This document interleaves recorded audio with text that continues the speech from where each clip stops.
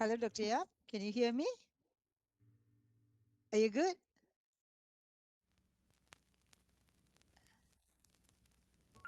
Dr. Yap?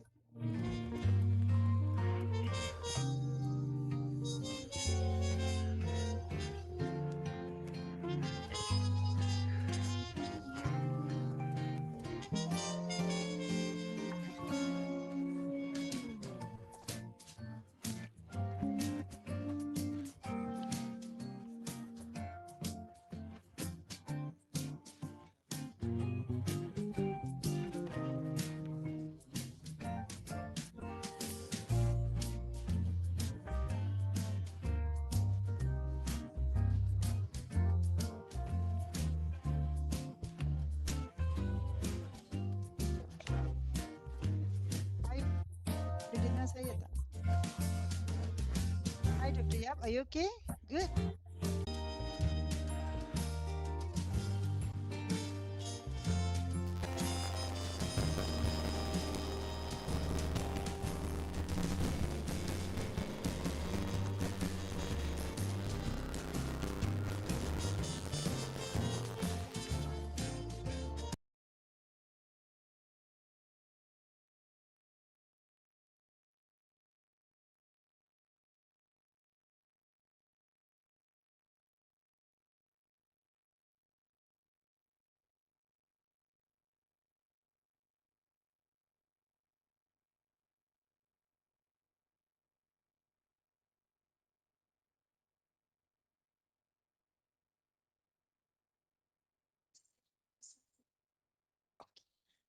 Okay, yeah. No? Okay.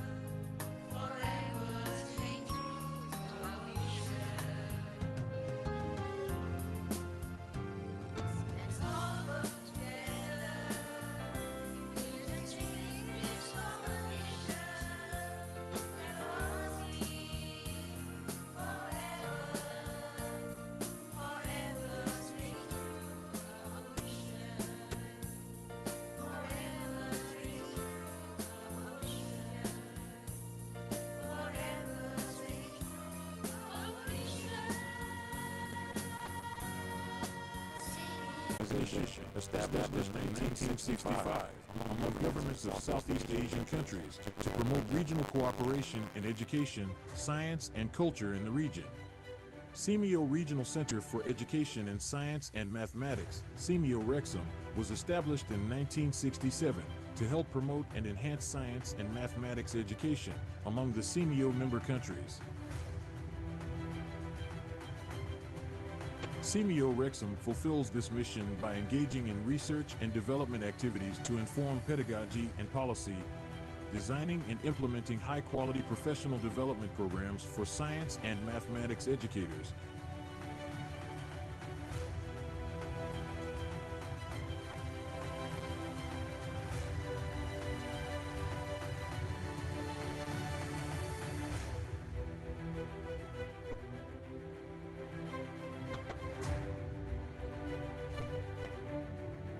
ensuring strong collaboration and active networking with experts, institutions, and the community.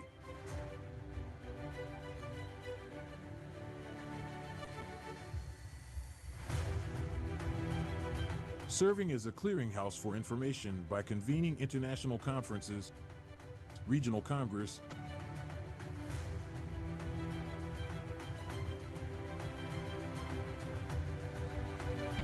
SSYS Science Olympiad,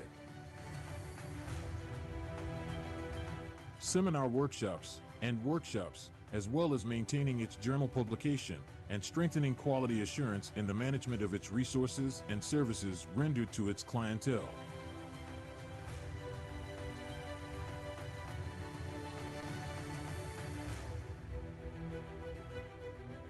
SSYS achieves regional, national, and international recognition as a center of excellence for training, as well as research and development in science, mathematics, and technology education in the SSYS member countries. To strengthen its role as a science, mathematics, and technology training center and to meet the 7 priority areas of SSYS-Wrexham always opens for international collaboration, cooperation, and knowledge exchange for sustainable development in education. International collaboration fosters a different kind of curiosity, perspective, and learning, and allows us to train the best talent educators and students worldwide. Through the collaborations, we hope to make the future better than the past. In order to move forward to adapt 21st century teaching and learning amongst educators and students, we hope to create a cross-border, cross-cultural, and cross-generation education platform, which is available to all without geographical limitation, constraints of different zones, or different languages used.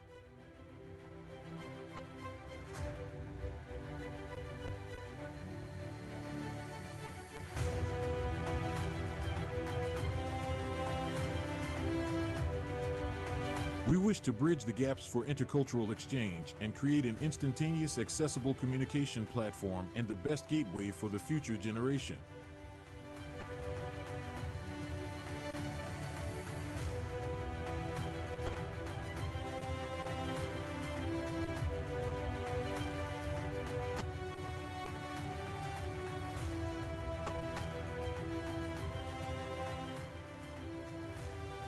With the motto Passion for Learning, SSYS-Wrexham continues to promote and enhance science and mathematics education in the SSYS member countries in years to come.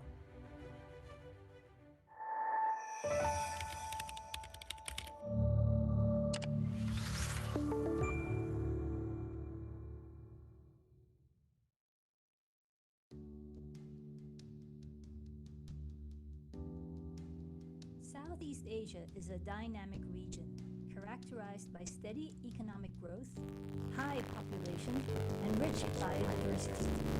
It meets the global demand for livelihood and food, but is also experiencing the conversion of tropical forests into agricultural farmland and agrofuel plantations. These characteristics that power socioeconomic development are also driving the risk of infectious disease outbreaks. Addressing complex health challenges, such as the COVID-19 pandemic, means we need professionals who have the skills and the capacity to unite together to scale up measures to respond and the will to minimize or even avoid the societal choices that bring about an ever increasing risk of disease. It is in this gap that the Southeast Asia One Health University Network, or COHUN, was born. COHUN is a regional network of 92 universities in 8 Southeast Asian countries: Cambodia, Indonesia, Laos PDR, Malaysia, Myanmar, the Philippines, Thailand, and Vietnam, plus 6 universities in Taiwan. Our mission is to develop a resilient and competent One Health workforce to effectively prevent, detect, and respond to infectious disease threats by leveraging education, research, and training excellence. COHUN advocates for the role of universities to build the capacity of professionals across sectors, conduct research for evidence-based decision-making, and support governments with public health surge capacity. COHUN works with government agencies, international and regional organizations, development aid agencies, the private sector, leading academic and research institutions, and non-governmental organizations to equip future leaders with One Health competencies. Faculty members, researchers, and students of COHUN member universities contributed to COVID-19 testing efforts and provided training on risk communication and community engagement, surveillance and rapid response, and infection prevention and control. Through the USAID One Health Workforce and One Health Workforce Next Generation projects, our member universities have promoted and equipped health professionals with One Health competencies, and some have successfully institutionalized the One Health concept into their curricular offerings. We are thankful for the support of USAID and the One Health Workforce Next Generation Consortium that is enabling us to strengthen health professionals with the right skill sets and mindset to lessen the impact of COVID-19 and stop other future pandemics.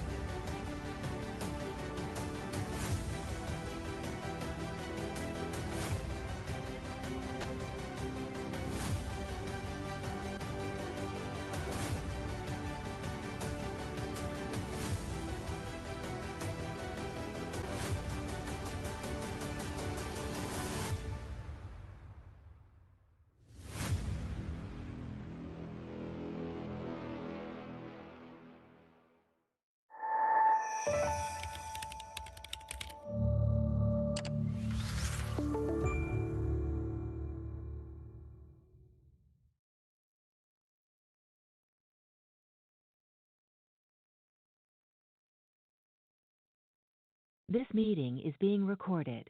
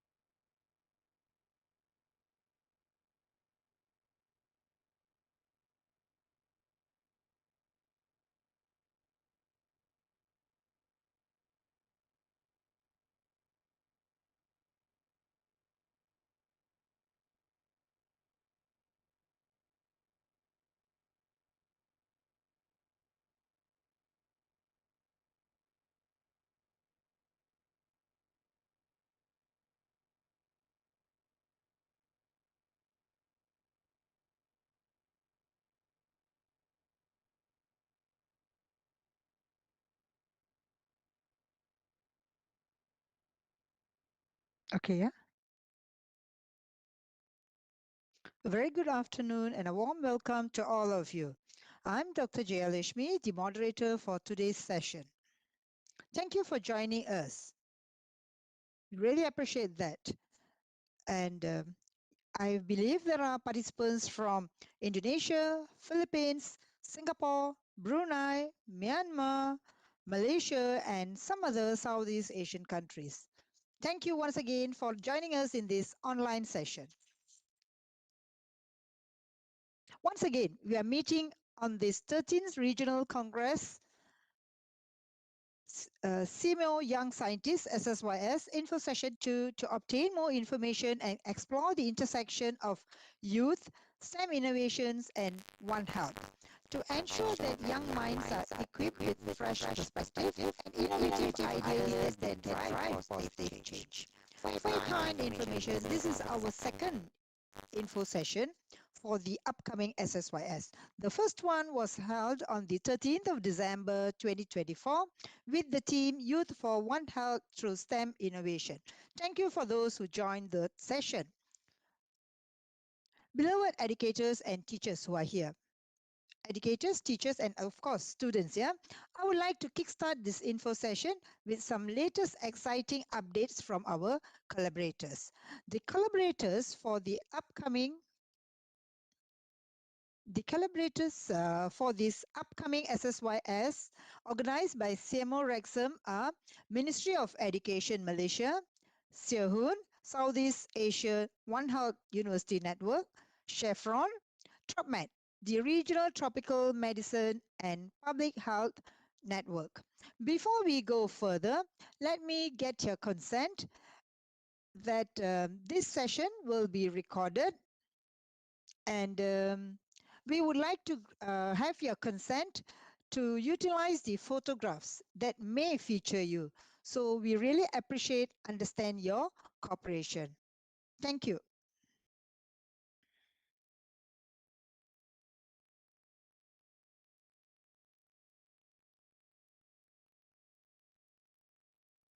And let me tell you, for those who are joining this session for the first time, the SSYS Regional Conference will be held from the 10th to the 14th of June 2024.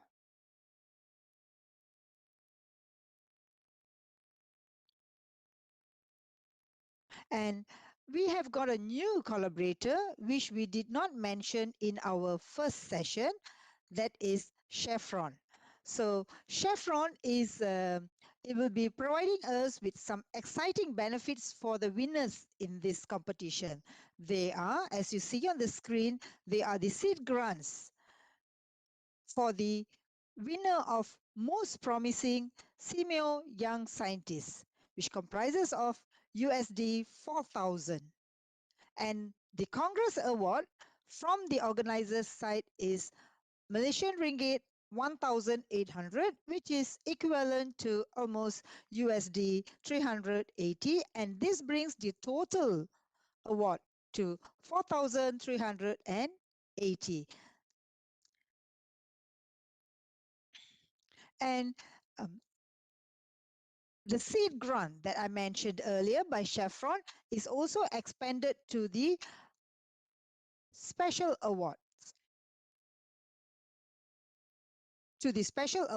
Where we have 5 categories. They are benefits to the community, educational contribution, commercial potential, application of STEM concepts, creativity and innovation. Each carries about USD 1,000 plus the Congress Award, which is Ringgit Malaysia 500, equivalent to USD 106. This brings the total to 1,106. And besides that, hold on. Besides that, the Congress has also will be awarding 3 outstanding awards for the categories project report, presentation, project exhibits, which will be 800 ringgit or USD 169 for each categories. Okay.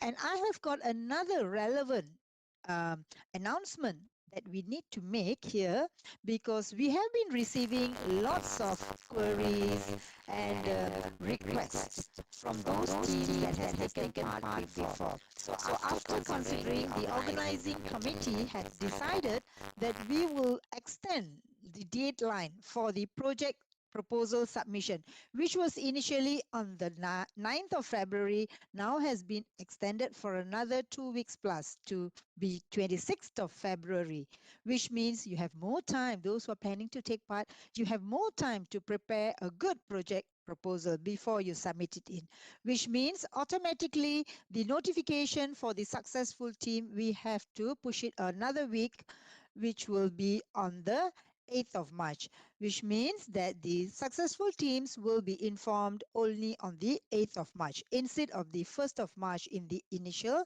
announcement. However, please take note, every other date remains the same. Only these 2 dates are changing, yeah? Okay, we hope no requests from after this. Okay, that is all that I would like to say for now from the seed grant and the change of the date. And now I pass it on to my colleague, Dr. Bala. He will share on some activities as well as the information booklet. Dr. Bala, it's yours. Okay, thank you, Dr. Jaya. I am Dr. Bala from SEMEO Rexham, and I will share with you the rules and regulation according to the information booklet. But before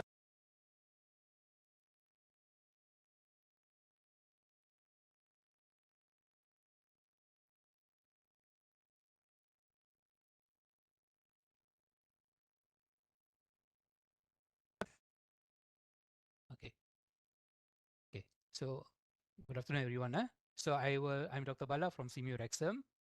So I will be sharing the rules and regulation related to the information booklet. But before that, I will like to do a quiz related to One Health to check your understanding first. And I already posted the link in the chat box.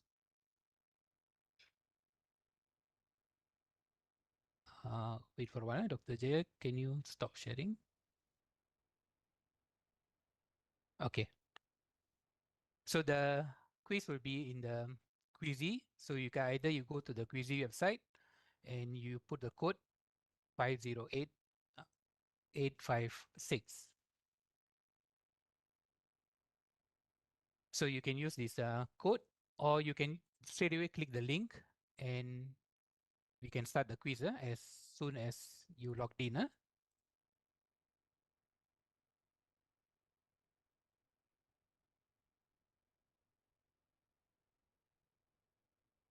so up to now, 22 participants already logged in.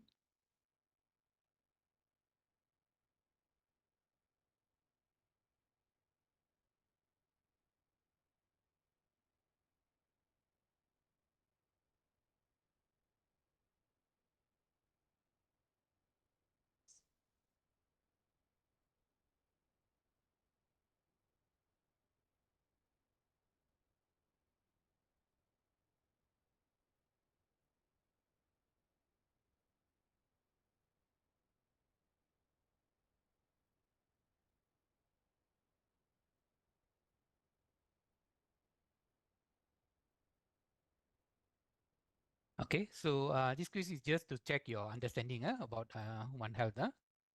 Okay, so I think we can start now. Okay, so read the question properly and answer.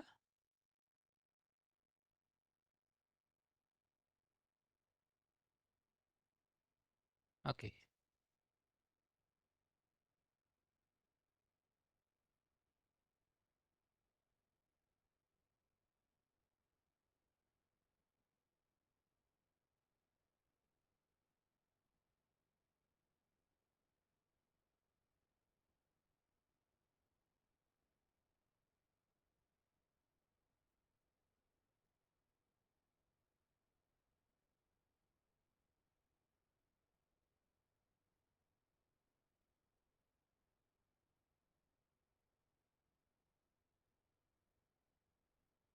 Okay, time's up.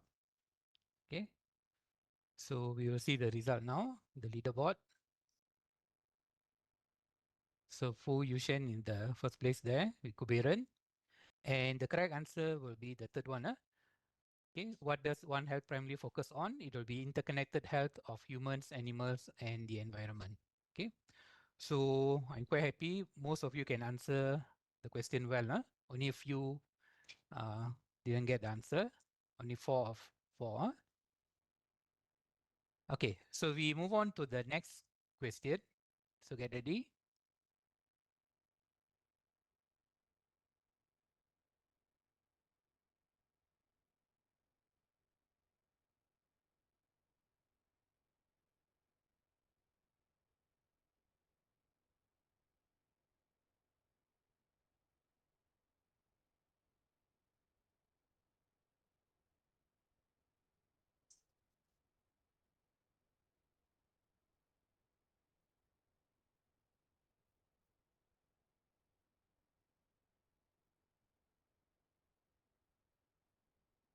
Okay, time's up. So we will see again who's in the leaderboard. Okay, again. Oh, now Pambujam National High School. Okay. So why is it important to consider One Health? And the answer will be the second one, to recognize interdependence of human, animal, and environment. So 66 of you can get correct. Okay. But some of you are put the answer is to understand the impact. We are not One Health focus on the interdependence, not on the impact. Okay. So we move on to the last question. Okay. So get ready.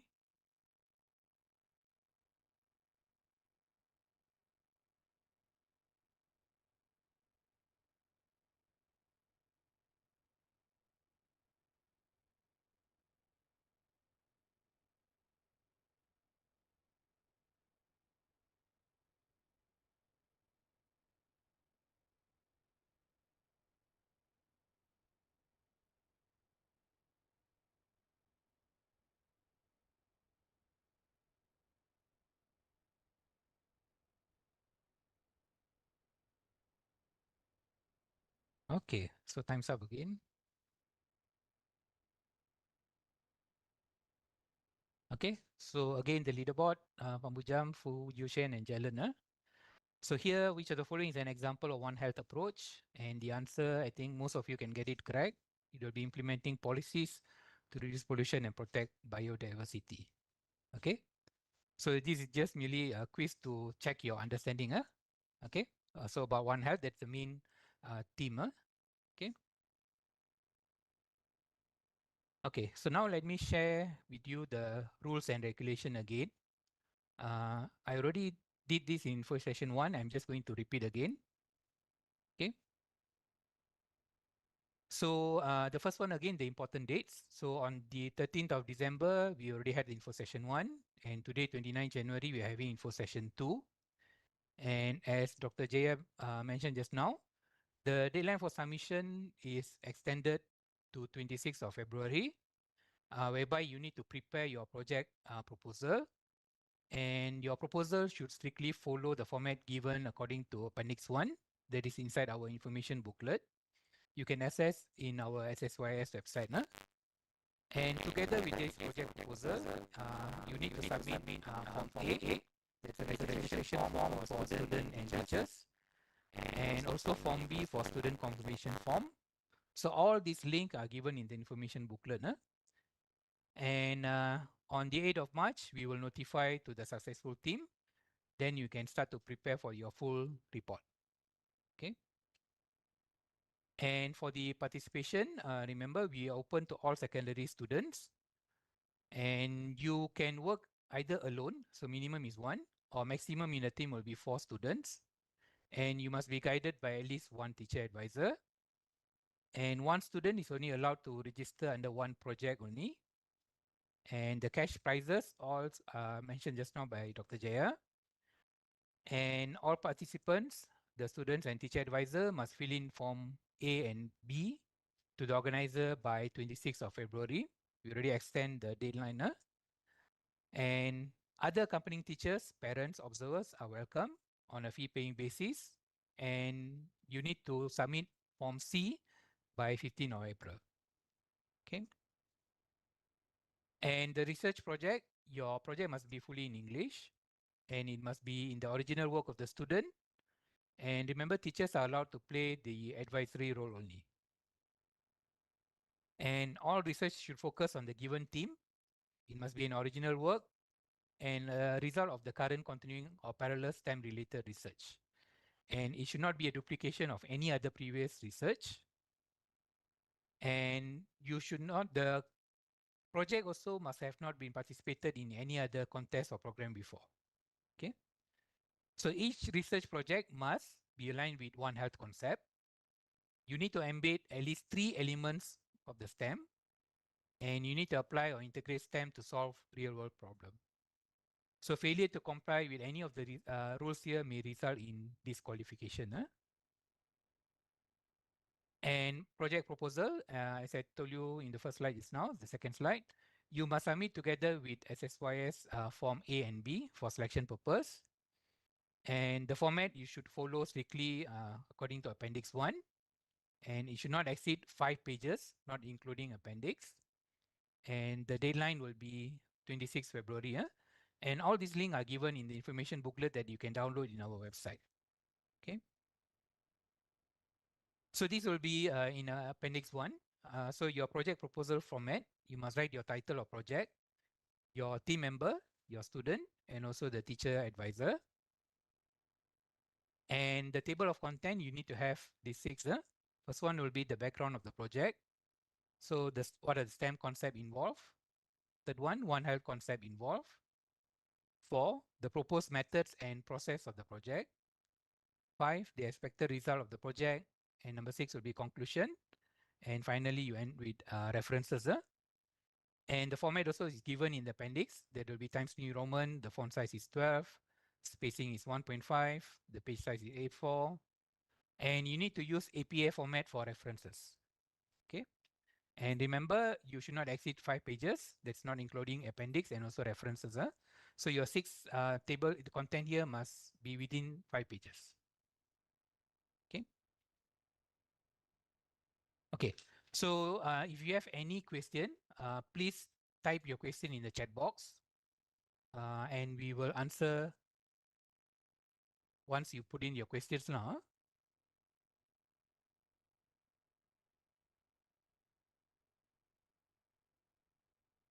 Okay. So with that, thank you. I'll be waiting first for your question first.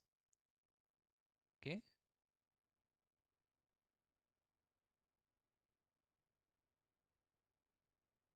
Remember, you need to type in your question. Okay, from you, good day, student from 1 to form 5. Yes, in Malaysia, it will be from form 1 to form 5. This competition can participate individual. Yes, minimum will be one student, but you need to be accompanied with one teacher advisor.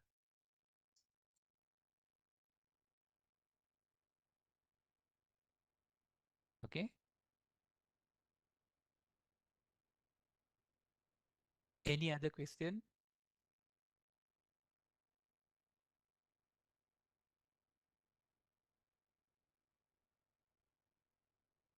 How many teams are to be chosen for this competition? You can submit first, then we will see. When you fulfill all the criteria, I think should be chosen. No problem with that. Can I ask senior at university be the advisor of the high school participant or not? Only teachers are allowed to become advisor for your project. Okay. And Moma Alex Fidaus, it is a paid congress. You can access our website. All the fees are mentioned in there. Okay. Are we allowed to include initial data result? Yes, you can put that under expected results for your proposal. Can. Okay, from Lords Rocco, what if we have 5 participants? So only 4 participants are allowed in the project, whereby you will get certificate. The 5th participant can help you, but the participant will not get any certificate from Wrexham. Okay, so we already mentioned in the booklet, maximum is 4 participants for students. Okay, from Noor Zaihan, is it about innovation project or just the concept on One Health that involves the plan? As I mentioned just now, you must integrate the concept of One Health and together with elements, 3 elements from STEM for your innovation project. Okay. From Lourdes Aroko, again, 5 students in one team. 5 students, no. As I mentioned just now, maximum is only 4 students in one team, plus with minimum 1 teacher advisor. Okay. Tapani, good afternoon. Only 1 qualified teams can join the presentation week. Yes, the qualified team, later once we will reply that you are successful after your proposal, then you can submit your final project. Then you need to do presentation during from 10 to 14 of June. Okay. The study gets from Mary Joyce Dalamia. If ever the study gets picked up, how many participants are going to Malaysia? So again, 4 students can come together with 1 teacher advisor to Malaysia. Okay. Hamiza, what is the desired characteristic? As I mentioned just now, I already think repeated again. You need to incorporate One Health and also 3 elements of STEM in your innovation project. Aurea, can it possible that teacher is in elementary grade but the students in the secondary? Should be aligned lah. The student also must be from secondary school. The teacher's advisor also must be from secondary. Okay. The teachers also, the teacher advisor also will get certificate, Kuberan. Is it sponsored to travel in Malaysia? If you are coming in as fee paying student, then you have to pay the fees. But every country, there will be 2 chosen teams from your Ministry of Education. They will be sponsored. Okay.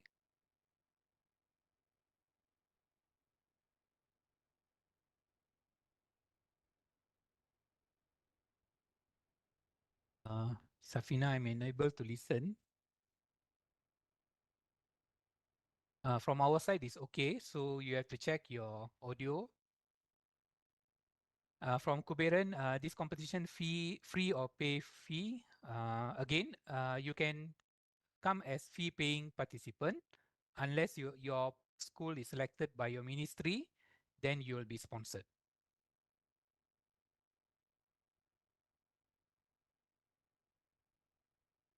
Okay. Okay. So no more question. If you still have question, you can post in the chat box. Later, we will try to answer them at the end of the session. Okay. So with that, thank you very much. And I pass it on to Dr. Jaya. Thank you once again, Dr. Bala, and thank you for answering the queries and questions and concerns from the student. I noticed there is a very frequent question that is it allowed more than 4 students? Yeah, once again, I would like to emphasize here, yes, as Dr. Bala mentioned, minimum 1 student, maximum 4 student, and each team must be accompanied by a teacher advisor. And since this competition is open to the secondary school students, yeah, from Form 1 to Form 5, definitely the accompanying teacher advisor should be from the secondary school. Okay, I hope that is clear. And I noticed there are a few queries on whether it's fee paying or it is sponsored. As Dr. Bala mentioned, we have 2 teams that will be sponsored from every country. That means the Ministry of Education from their respective school will select them and they will be representing their country. And at the same time, since only 2 teams are allowed to represent the country on the official basis, which means they will be sponsored.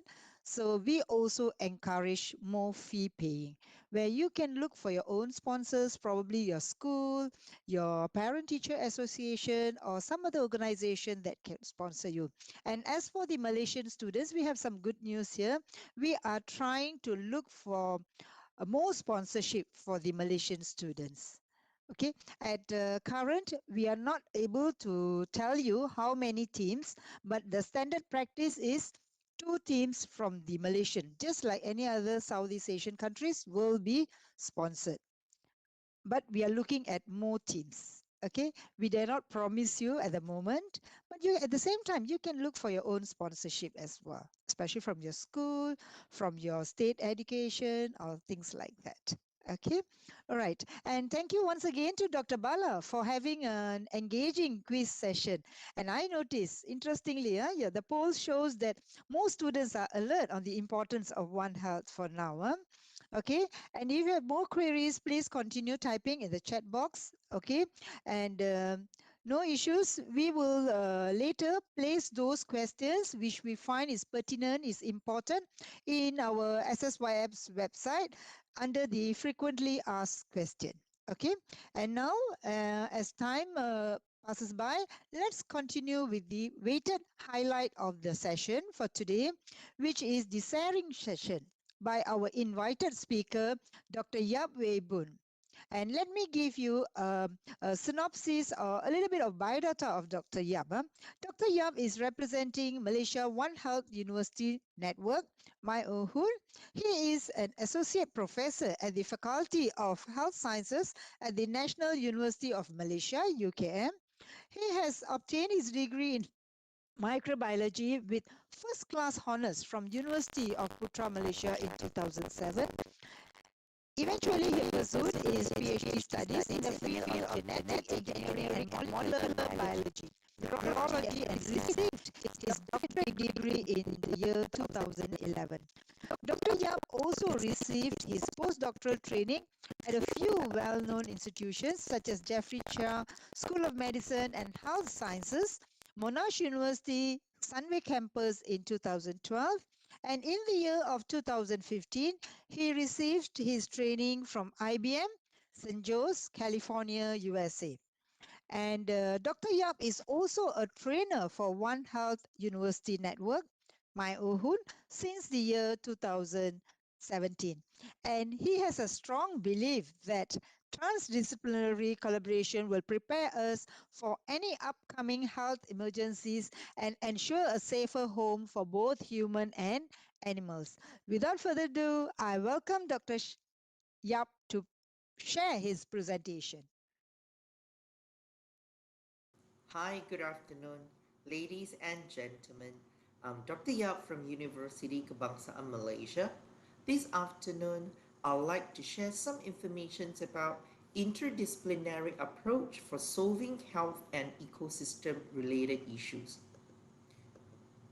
Before we move on with more information sharing, I would like to bring to attention about the importance of maintaining the balance between human, animal, and ecosystem health. Once the balance is broken, that definitely will lead to increases in emerging infectious diseases. When scientists look into these diseases closely, we notice a very complex and complicated relationship among the pathogens, the host, and their living environment. And more than 60% of these diseases come from animals. We call them zoonosis or zoonotic infections. And to our surprise, 75% of zoonosis actually come from wildlife. There are a few factors that cause humans first got the infection from the animals and wildlife. Among others, climate change. Urbanizations, where humans open up more lands for residents for economic activities. Demographic changes that lead to loss of shelter, loss of a food source of the wildlife or the animal. And social inequality, where the richer got better opportunity to access better healthcare system compared to those less fortunate ones. Migration of human, migration of animals from one place to another, so they bring along any unknown pathogen with them to a new area. And overused or misuse of antimicrobial drugs that leads to the occurrence of antimicrobial resistance. When antimicrobial resistance occurs, that lead to emergence of new strains or resistant strain of bacteria and viruses. Wildlife trading and consumption as well. So that leads to exposure to unknown pathogens carried by these wildlife. Industrialization of livestock. So these are possible means how humans first got the infection from the animal and the wildlife. We have learned a few lessons from the past where the imbalanced ecosystem have impacted severely on human and animal health. The first example is avian influenza. Avian influenza is a zoonotic infection caused by a viral pathogen.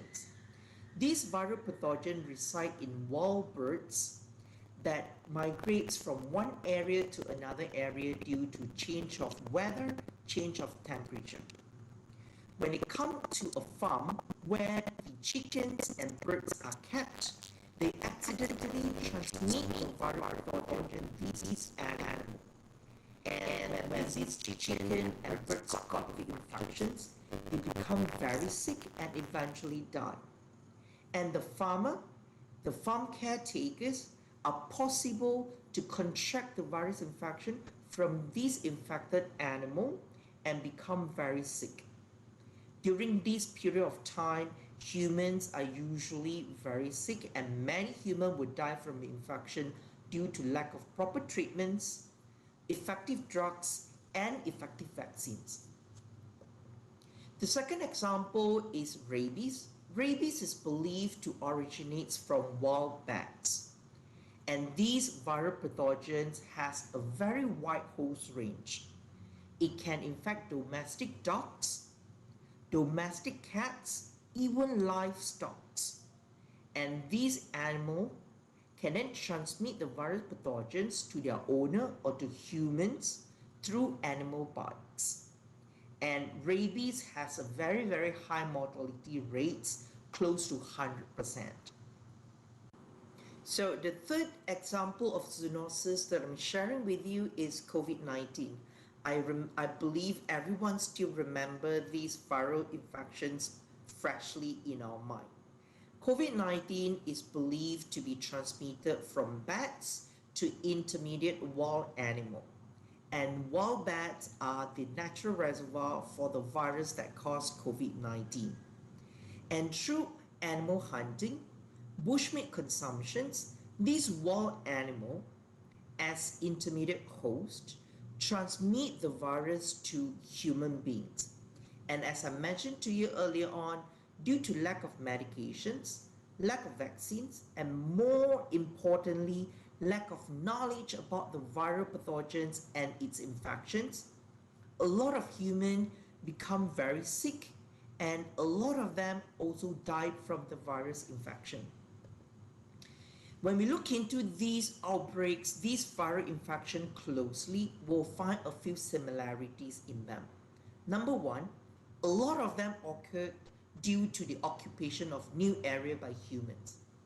Humans open up new area for different economic activities, for example, farming, logging, resident developments, even for recreations.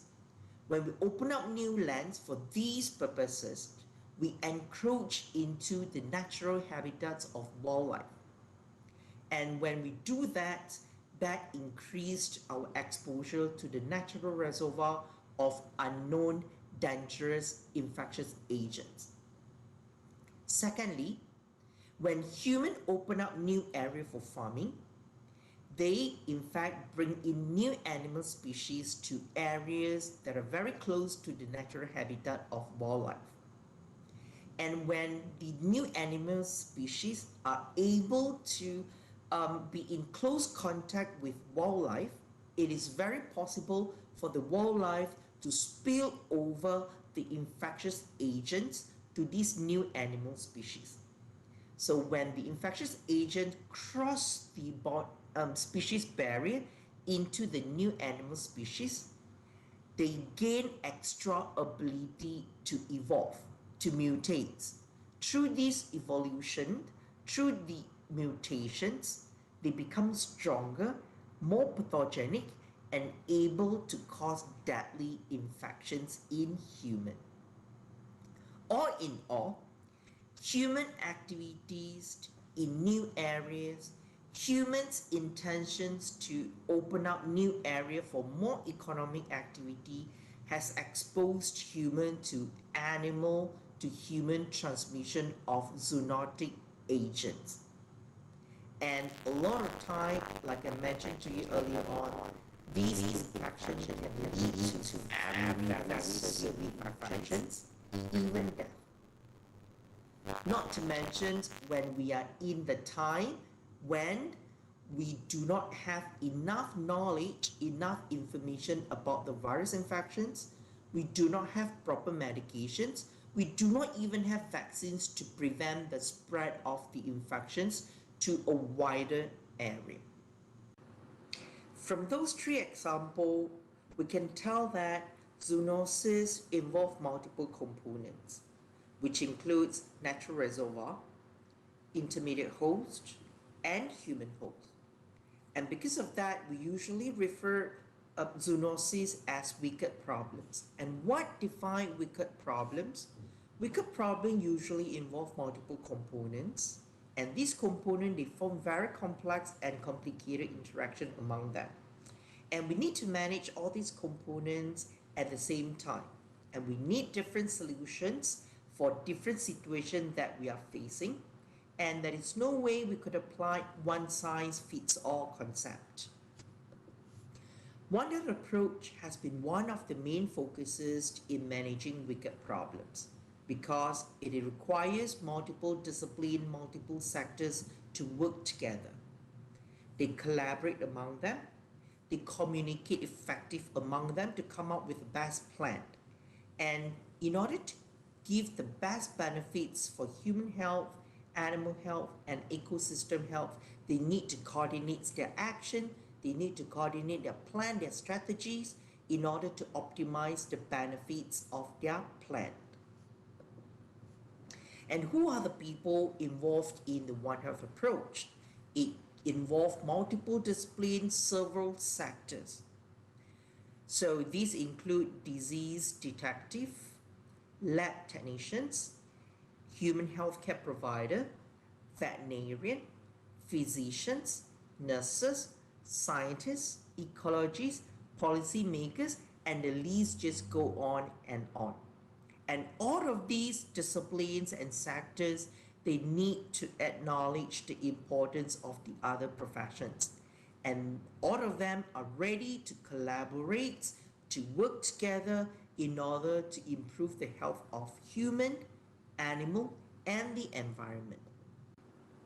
All right, is STEM part of the One Health approach? The answer is yes. I've listed, for example, how STEMs are applied under the One Health approach. So we have people working on vaccines developments, people working on antimicrobial developments. They come out with effective vaccines to prevent future infections. They come out with effective drugs to treat infections. We also have people working on disease modeling and bioinformatics. They come up with different formula, different models to predict future outbreaks. Not to forget those working on animal biology, the health of ecosystem. So there are also equally important, right? People working on human and animal health and genome and genetic research. All of these are example how STEM can be applied under One Health approach. We have a few successful example how STEM has helped to improve human health. Number one, COVID-19 vaccines. This is one of the successful example of STEM applications under the One Health approach. So by having COVID-19 vaccines, we're able to prevent severe COVID-19 disease in many individuals, right? And we are also able to bring down the occurrence of COVID-19 in our community. Second, we have rapid diagnosis for Ebola. So these also require the applications of knowledge in science and technology. By having a rapid diagnosis, we're able to cure Ebola and help those people who are affected by Ebola. All right, there are many more advantages of STEM applications under the One Health approach. For example, control antimicrobial use. By doing so, we're able to prevent the emergence of resistant strains. We are also able to reduce human diseases and heighten food security or food safety. And we are also able to improve the quality of livestock for human consumptions. And by using knowledge in science and technology, that will enhance the collaboration between sectors, between disciplines, and this is going to benefit human, environment, and animal health at the end of the day. And by using knowledge in science and technology, we also open up more opportunity for different gender and different races. All of these are going to help us to manage and handle wicked health problems. Some take-home messages here. One Health approach is the way forward for many wicked health problems. And people from different disciplines need to continue to collaborate and communicate and coordinate their collaborations in order to better manage wicked problems such as zoonosis. And STEM play an important role in the One Health approach. And lastly, think One Health, act One Health, and promote One Health. That is all from me. Thank you very much.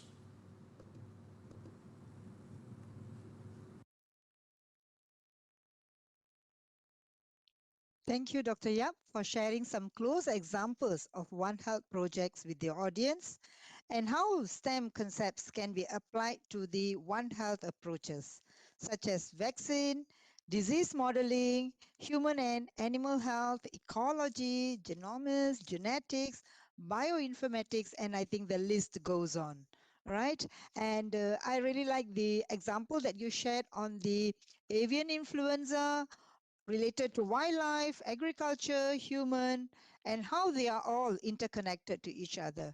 And of course, we know rabies is a very deadly, it can be a deadly disease where the mortality is almost 100%. And the recent one that all of us went through was the COVID-19. So in this case, I will see that those who are taking part in the project or sending in your proposal, you have to be more creative and innovative and inculcate the STEM innovations and One Health to ensure that it shows some benefit to the community. Education contribution is also important, and there should also be some amount of commercial potential. Okay, and I open the floor for questions, and Dr. Yap will address to it.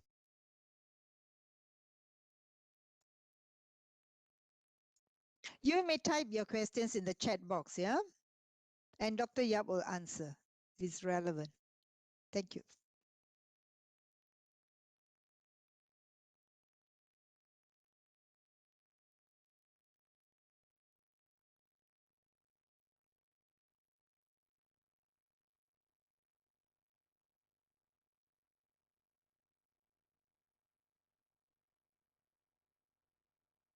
Any questions?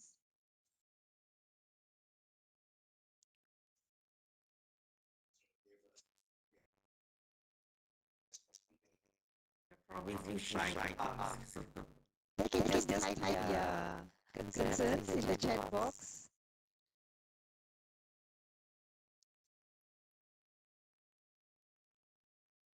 Okay, when is the deadline for the project proposal? Okay, we have extended the deadline, as I mentioned to you earlier. Initially, it was 9th of February, but now the new date is 26th of February. So you have ample time, almost a month to complete your project and then hand in to us. And just remember, I would like to tell you, do not do any booking of places or do any payment yet. You will only start doing once we give you the answer, the green line, whether your project is selected or not. Okay? And regarding the seed grant, is there any questions you can ask? We are more than willing to answer you. And how about Dr. Yap? Would you like to say something?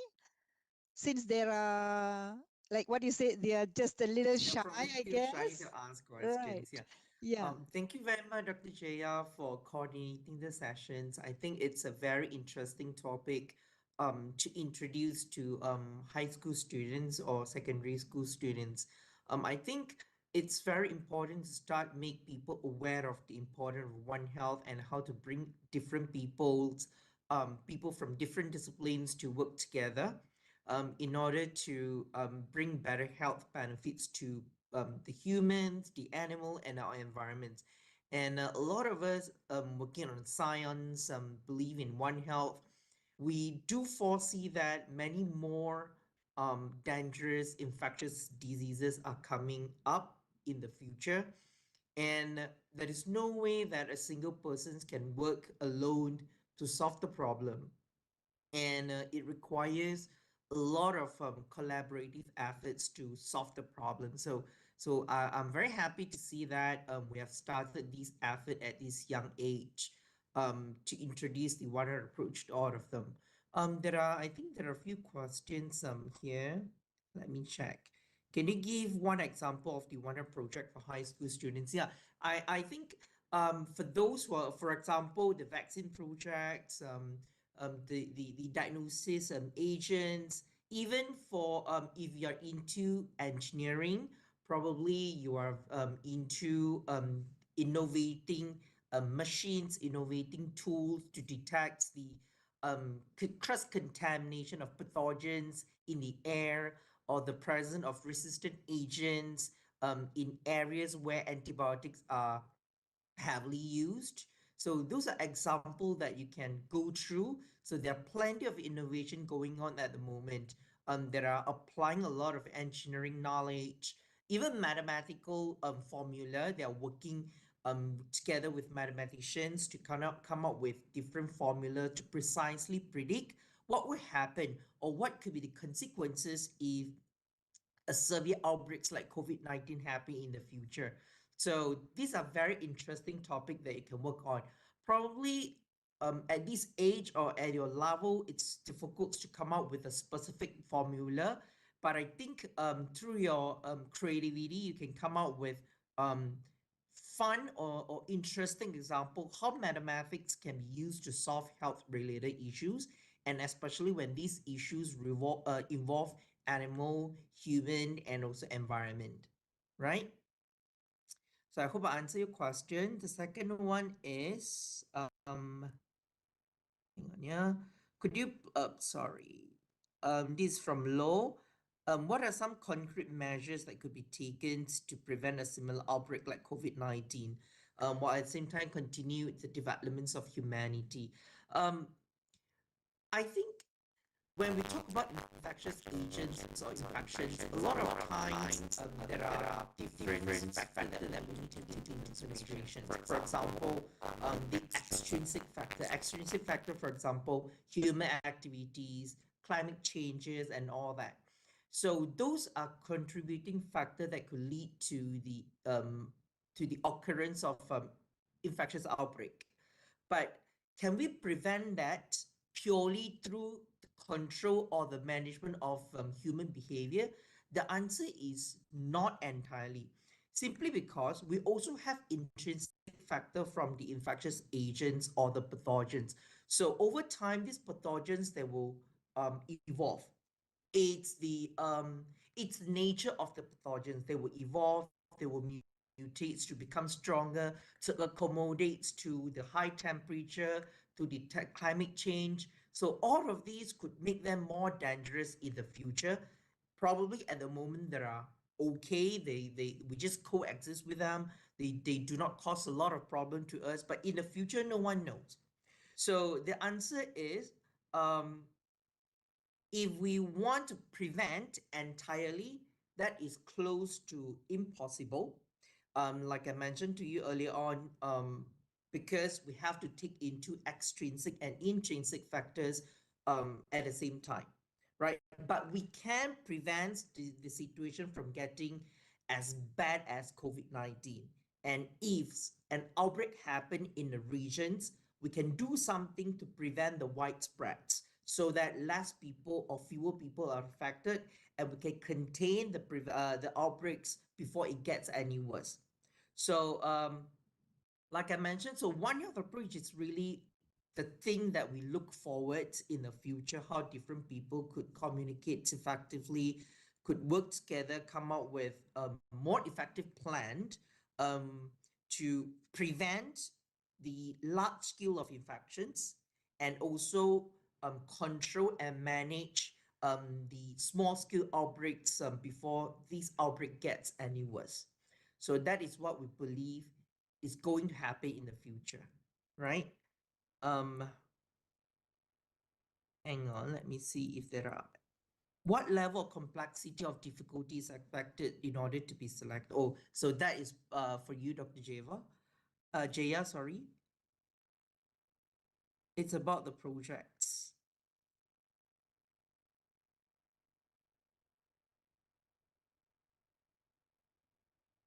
Yeah, I notice what level of complexity from IFUMO or difficulty is expected in order to be selected should the project be at the college level. Okay, I would like to emphasize here it's not about the complexity or the difficulty of the project. It should be something feasible, like what I mentioned earlier. It should be something that could solve the problem of the community. Correct, Dr. Yap? from from all your sharing, I think you have really discussed a lot on how the human act can affect on this One Health concept. Correct? And Yeah. if it is managed properly, it could give lots of solution for the problems that we face now and probably in future as well. So do not get it wrong. It's not the complexity or the difficulty. It could be something simple, but that should be able to solve as well. right? And I noticed there's another question. Does $110 include accommodation and meal? Meal, yes. Accommodation has to be separate. And for all this information, please refer to our SSYS website. Every information is there, and not just the information on the guidelines. In fact, for those who missed the info session 1 that was held on the 13th of December that I mentioned to you earlier on, that is also available. We have the PowerPoints and other information is also available. And going forward, we will try to make sure that this session, since it's recorded, we will also make sure this session is also the recorded part of this session is also available on the website. So we will attach the link there so that you can also watch it again and again before you decide on what is the project that you would like to embark on. Okay. And let's see. If the research is still in the initial stage, can we submit? Yes, definitely. I think Dr. Bala already mentioned that earlier on. He already replied to that. Okay, but you can also include your expected results, because since you are submitting the proposal, which is just comprises of 5 pages, so you can include information like that. Then once your project is selected, then you can include the complete report later on when you are handing in the project report. Yeah. Okay. And then is the One Health team only limited to medical or diseases? How about One Health about e-waste, food security and safety and pollutions? Yeah, definitely. We welcome that. Right? Yeah. So Dr. Yap spoke on this aspect. Okay, so there are many aspects of One Health that you could include in your research. Okay, due to our time, yeah, we only have 1 hour, so we have to like zoom down or narrow down on the some parts only of One Health. Okay, should the study be relevant within our own country? If you could get any idea or you think is applicable beyond your country, you're most welcome. It doesn't matter. It should be a good, we believe you can give it a good try if you think you have an idea that you think is applicable worldwide. Why not? How about you, Dr. Yap? What do you think of that? I'm sure Yeah, you, I think it would be, yeah, if that helps you to develop a more feasible plan for the project, I think that would be very interesting. Even though you are proposing to work on something very nations or very community specific, but it's also very interesting to see how probably certain issues that are not very critical to our community, to our nation, it could be one of the public health issues that people in that region or people in that countries are interested in. So I think it'll be very, very interesting. And sorry, Dr. Jaya, so food security and safety and pollutions are also part of One Health issues. So yes, you could also work on those aspects if you are really having some idea on those topics. It would be very nice to see how different people how people come up with different projects and in a creative idea about solutions for these issues. Mm. yeah, thank you, Dr. Yap. Thank you for that, for the clarification, because you are the expert in One Health. Thank you. My pleasure, Animal, my pleasure. yeah. Animal queries. So meanwhile, we will show you the evaluation link. Okay, if you have any more questions, you can continue to type in the chat box, and probably we will try to answer while we show you the evaluation link. Yeah. Okay.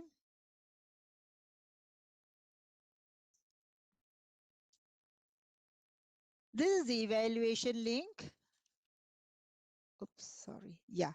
You may scan the QR code, or you can also click the link that is shared in the chat box. So while waiting for you to answer the Google form,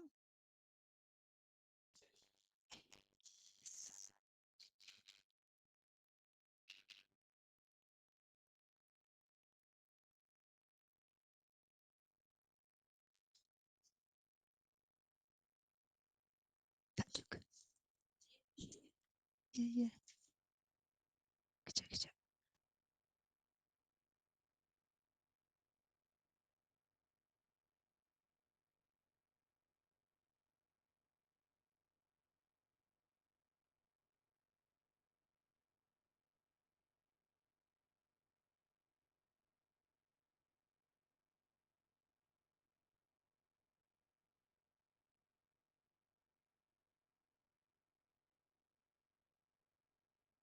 Okay, sorry for that, yeah. I think it's available now, right? You can see it on the screen? Yeah, okay. Thank you for that. Okay, while waiting for you to answer the evaluation form, um, I would like to extend our heartfelt thanks to our invited speaker, Dr. Yap Wei Boon, Dr. Bala, and the audience. Okay, we noticed there is a question on the seed grant actually. Yeah? So one of it says that what is the next step after a team wins the seed grant? Yeah, the seed grant, as I mentioned to you, for the most promising team, it is 4,000 USD. And of course, seed grant, the word itself, it is just giving you the initial startup. So you may have to showcase the project that you have conducted at your state level or at your country level or at your regional level. And as to ensure that it benefits a bigger number of population, we are planning for a webinar where the winning team can share on their success of the project so that it reaches more people. Because as we know, to come for the SSYS competition or the regional congress, it's not all the teams or not many people or students can come over. So webinar will be a good solution, yeah. And also I noticed there are questions about some sample projects from previous SSYS competition. Okay, that's a good question. I noticed there are a few. Okay, sample project, because we have to remember here that every year the team, actually this SSYS is being held 2 years once. Every 2 years once the team changes and the aspect of the evaluation also changes. However, if you still would like to have a look at the previous projects or the some samples, you can always drop us an email. We can talk about it. Okay, we can help you how we can give you some guides on that. Okay, all right. And remember, yeah, this Google form need to filled up by today, 11:59 p.m. And once upon you filling up the evaluation and handing it, submitting it, an e-certificate will be issued to you. Give us a maximum of about 3 weeks. So within that 3 weeks, all the certificates of the participants will be sent to you via your email. Okay. And again, I wish to take this opportunity to thank each and every one of you who took your time to participate in this info session. We are looking forward to more quality projects to be presented in the upcoming SSYS Congress. And as I mentioned to you earlier, need not worry in case you joined the session late or you missed it, you could not hear or things like that. We will make sure that the materials presented in this session will be available on our website. Thank you and see you at SSYS Regional Congress on the 10th of June.